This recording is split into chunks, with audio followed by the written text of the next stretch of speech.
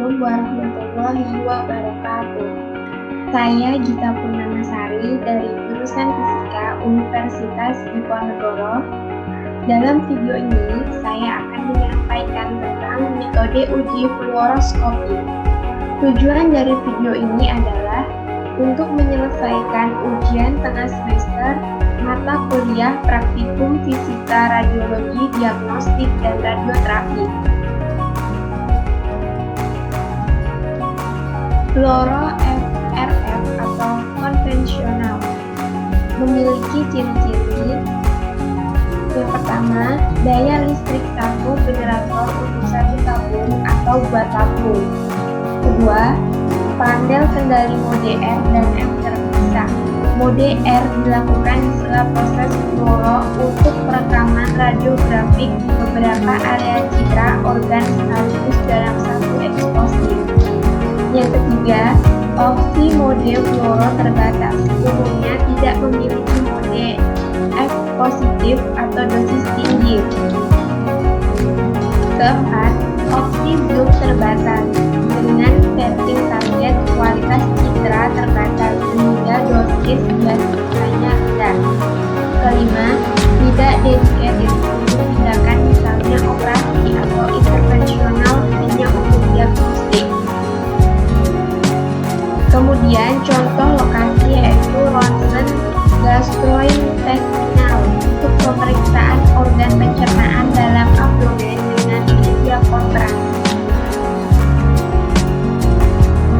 Fluoro CA mobile, ciri-cirinya yaitu yang pertama, daya listrik satu generator untuk satu tabung mode R dan F dalam satu panel kendali tetapi tombol atau injakan terpisah.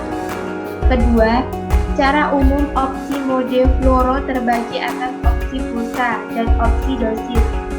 Yang ketiga, opsi zoom terbatas.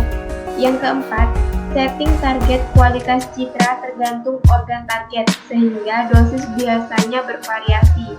Makin kecil organ target, setting target resolusi kontras atau spasial lebih baik, dosis akan semakin tinggi. Kelima, uji dosis atau kualitas citra wajib dengan normal F mode organ abdomen.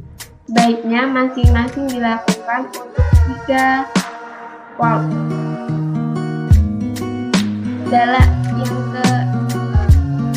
Yang keenam, dalam kondisi khusus dapat dipindahkan untuk menggantikan fungsi pesawat RF konvensional.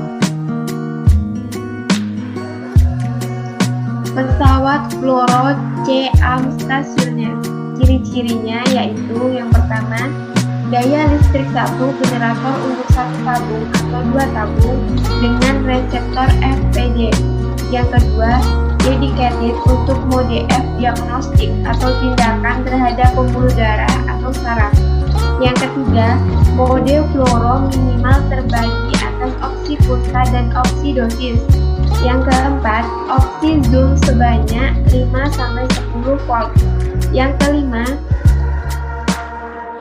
target resolusi kontras atau spasial sangat baik, dosis lebih tinggi. Yang keenam, uji dosis atau kualitas citra wajib untuk mode dosis normal F dan dosis tinggi F positif dengan target organ klinis evaluat. Minimal uji dilakukan untuk 3 volt. Yang terakhir, untuk di bip line, uji terpisah untuk masing-masing pasangan tabung FPD. Uji fluoroskopi. Yang pertama, registrasi. Registrasi itu dibagi menjadi 2. Yang pertama, administrasi dan yang kedua, data pesawat. Kemudian ada uji teknik. Uji teknis dibagi menjadi 5, yaitu kolimasi, generator dan tabung, housing atau kebocoran khusus izin baru. Yang keempat, dosis pasien. Yang terakhir, kualitas citra. Registrasi pesawat. Registrasi pesawat meliputi 3 hal, yaitu yang pertama, cek kesesuaian permohonan baru atau perpanjangan. Yang kedua, cek kesesuaian identitas generator dan tabung. Yang ketiga, foto identitas pesawat. Data pesawat. Yang pertama, cek manual teknis atau spek. Meliputi 3 hal, yaitu yang pertama, data tahun produksi dan rating generator. Yang kedua, data rating tabung. Yang ketiga, data dimensi reseptor. Kemudian ada cek fisik pesawat dan komunikasi dengan radiografer. Ada kerusakan atau keluhan, kewajaran pergerakan pesawat, kondisi monitor display, atau devalut ataupun kontras. Uji teknis. Yang pertama, persiapan. Pada persiapan ini dibagi menjadi 3 hal, yaitu persiapan alat, atau cek koneksi multimeter dengan laptop untuk kelengkapan data mentah. Yang kedua, cek kelengkapan proteksi atau tabir dan apron. Yang ketiga, perhatikan posisi alat uji dan kemungkinan pergerakan. Yang kedua, ada perencanaan uji teknis.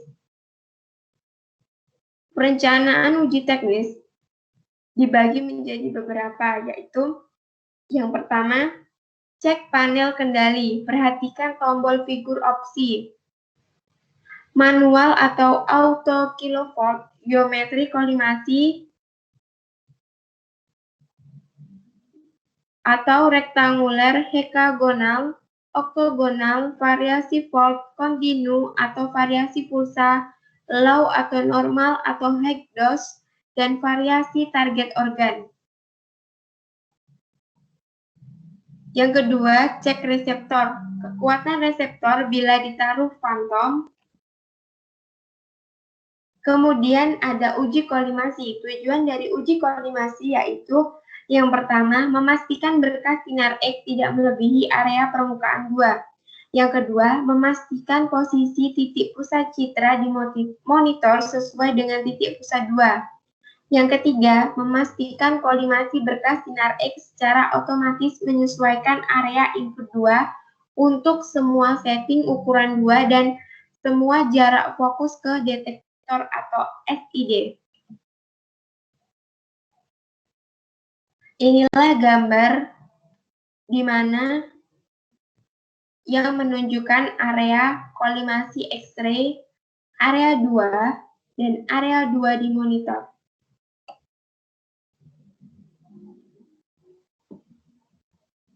Uji kolimasi. Kesesuaian lab berkas dengan reseptor, nilai lolos uji maksimal 1,5% SID. Kesesuaian lab berkas dengan monitor, nilai lolos uji maksimal 1,5% SID. Uji kesesuaian titik pusat. Kesesuaian titik pusat 2 dengan monitor, nilai lolos uji maksimal 1% SID. Uji generator dan tabung. Uji akurasi kilovolt. Nilai lolos uji elektron maksimal 10%. Uji reproduksibilitas. Nilai lolos uji CV 0,05. Uji linearitas. Nilai lolos uji tidak ada perubahan. CL 0,1. Uji HVL, nilai lolos uji tidak ada perubahan. 70 kV 2,1 mmIA, 80 kV 2,3 mmIA. Uji dosis pasien. Yang pertama, laju dosis tipikal pasien. Nilai lolos uji mode normal 17 mg per menit. Phantom solid water 20 cm, 18 cm PMMA menghasilkan sekitar 70-80 kV. Mode dosis normal F. Satuan mg per menit. Angka penting 1 desimal, misal 7,8 mg per menit. Kedua, laju dosis maksimum di udara. Nilai lolos uji menjadi mode normal 50 mg per menit, mode high dose 100 mg per menit. Atenuator PB 2 mm menghasilkan 100-110 kV, mode dosis normal dan high F. Satuan miligre per menit, angka penting 1 desimal, misal 20 mg per menit. Yang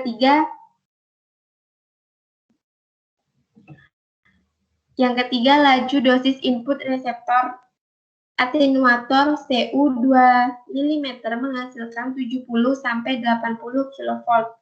Satuan U-Gray per menit, angka penting 1 desimal, misal 30,1 mg per menit. Nilai lolos 11 cm, diameter 2, 14 cm di input 2, 120 mikrogray per menit. 14 diameter 2, 23 cm di input 2, 90 mikrogray per menit. 23 cm diameter 2 di input 2, 60 mikrogray per menit. Uji sistem pencitraan. Kualitas citra di monitor. Yang pertama, distorsi bentuk jaring. Nilai lolos uji terlihat atau tidak terlihat. Yang kedua, ambang kontras rendah. Nilai lolos uji tidak ada perubahan. Kontras 5% untuk lingkaran diameter 1 cm. Yang ketiga, ambang diameter kontras rendah. Metode uji bergantung objek citra yang digunakan. Nilai lolos uji tidak ada perubahan. Diameter lingkaran 1 mm untuk kontras 10%. Ambang kontras tinggi, resolusi spasial. Metode uji bergantung objek citra yang digunakan.